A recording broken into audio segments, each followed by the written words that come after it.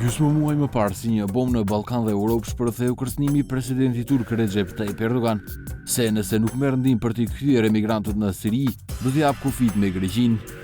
Biz de kapıları açmak zorunda kalırız. Kapıları açmak zorunda kalırız.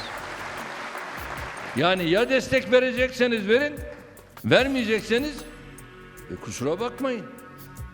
Bir yere kadar bu işi katlanıyoruz.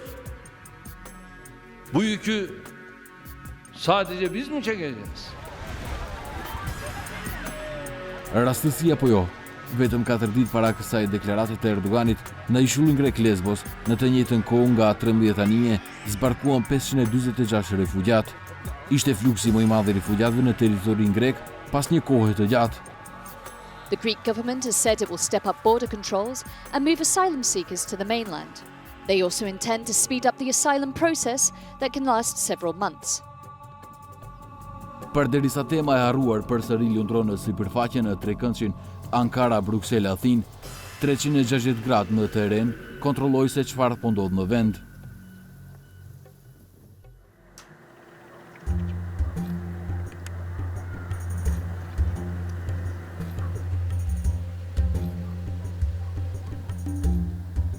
Për rrugën ballkanike të emigrantëve, siç u quajt korridori nga Siria drejt Evropës perëndimore, gjatë kohës zyrtarisht thuhet se është mbyllur. Por gjatë qëndrimit ton të shkurtër në kufirin jugor, kemi regjistruar një grup të ri emigrantësh që hyjnë ilegalisht nga Greqia në Maqedoni. I regjistroi gjithashtu dhe policia dhe më njëherë i vendosin në qendrën e tranzitit Vinojug afër Gjevjelis. Këtu nuk ka turma si në vitin 2016, por kampi nuk është edhe i zbrazët. Jasëm, Lëmja e Syria. Eden, 2, 3, 4, 5, 6, 7, 8, 9, 10. Njëri nga 35 persona që takua atje ishte Seyfullah nga Pakistani, që është nisur për në Majorkë. Historia e tij është një tregues se ruta ballkanike është gjithçka, por jo e mbyllur. Come to Turkey, stay one year and a half. I paid from Pakistan and Turkey pay 1,600 euro. And after stay to Turkey, Istanbul, coming to Athena, pay other 2,200 euro. From the Athena, come here to Serbia, pay up to 1,001. Por Seyfullahu asnjëherë nuk mbërriti në Serbi, pasi që kontrabanduesit maqedonas e mashtruan. Ai u ktheu atyre duke bërë pazare me policinë. I help you police for catch the smuggler in Macedonian territory, in this mountain, backside to Hotel Hara, but in territory Macedonia. I help call the police and catch 15% and 3 smuggler. And after then, I help police and police help me for stay in the camp, no deport in Greece. Shifrat nga Ministria e Punëve të Brendshme tregojnë se përderisa tema e migrantëve është harruar në publik, në terren, kontrabanda po lulëzon. Në vitin 2017 janë zbuluar vetëm 19 raste të kontrabandës së emigrantëve. Në 2018 shifra është rrëfishuar në 58 raste. Këtë vit, deri në fund të gushtit, janë regjistruar gjithsej 49 raste, që do të thotë se ky vit me siguri do të tejkaloj atë më parshmin. Por jo vetëm që është rritur numri i rasteve të zbuluar të kontrabandës së emigrantëve, por gjithashtu ka pasur një rritje dramatike të numrit të njerëzve që kontrabandohen nëpër territorin e Maqedonisë. Në vitin 2017 janë zbuluar gjithsej 212 emigrant, në vitin 2018 gjithsej 891. Deri në gusht të këtij viti janë zbuluar gjithsej 966 persona. Në këto shifra nuk janë përfshirë 81 emigrantët e zbuluar disa ditë më parë në Çerkes Tukumanovës, kur një kamion i cili po i kontrabandonte, duke u shmangur policisë, doli nga rruga.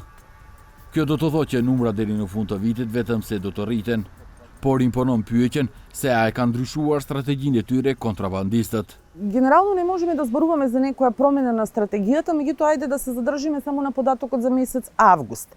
Значи 164 мигранти при криумчарење се откриени, ама само во 7 случаи. Тоа значи дека веројатно држи вода ова што го велите, дека се почесто се користат камиони и комбиња, на што впрочем укажуваат и нашите контроли и наоди кои што ги имаме секојдневно и ги регистрираме во билтените.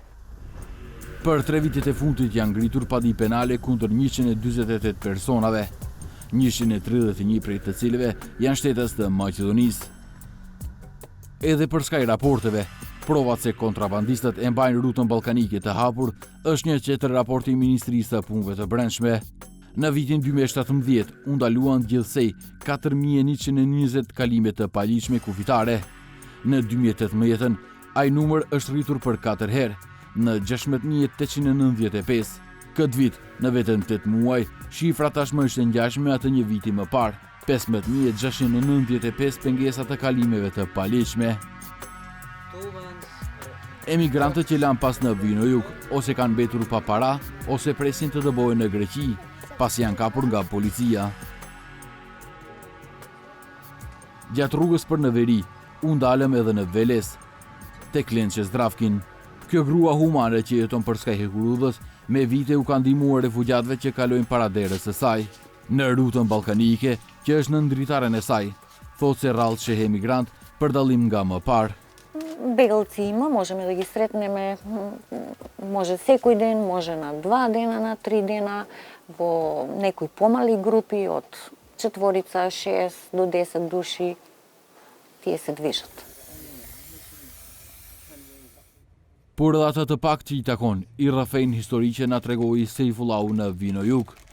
Често знаат да раскажуваат дека одредени луѓе им нуделе превоз, дека цената секогаш е различна во зависност од бројот на бегалците. Таа некаде они кажуваат дека се движи по 1000 евра од една до друга граница. Но често знаат бегалците да ги дадат своите пари, но да не бидат пренесени до крајната дестинација до каде што им е ветена, па да ги остават на пола пат, на патарината кај градско или на некоја лединка и да им кажат дека еве тука е границата со Србија, можете слободно да одите. Fundi i rrutës ballkanike përmes Maqedonisë së Veriut gjatë krizës së refugjatëve ishte qendra e tranzitit Tabanoc, që ishte edhe destinacioni i një radhës. Aqe pothuajse ishte bosh. Emigrantët e vetëm janë ata që ndalen të pushojnë ose të kërkojnë ndihmë mjekësore.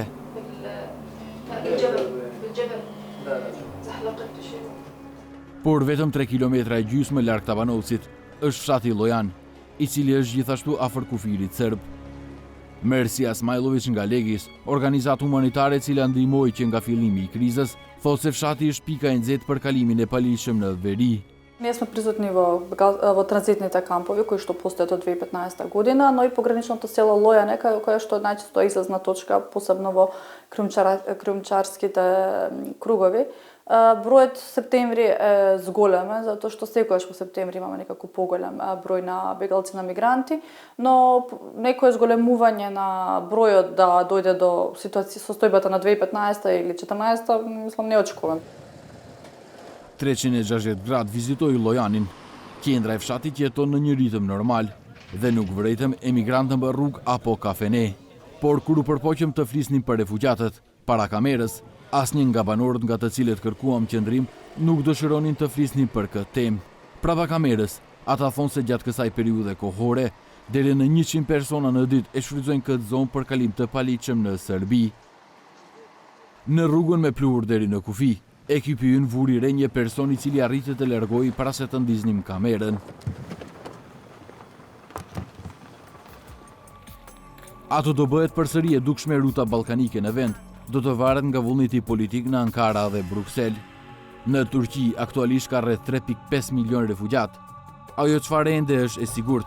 Për momentin është se ruta ballkanike nuk është e mbyllur, por është ndruar në një biznes për nën tokën e Ballkanit dhe Maqedonisë.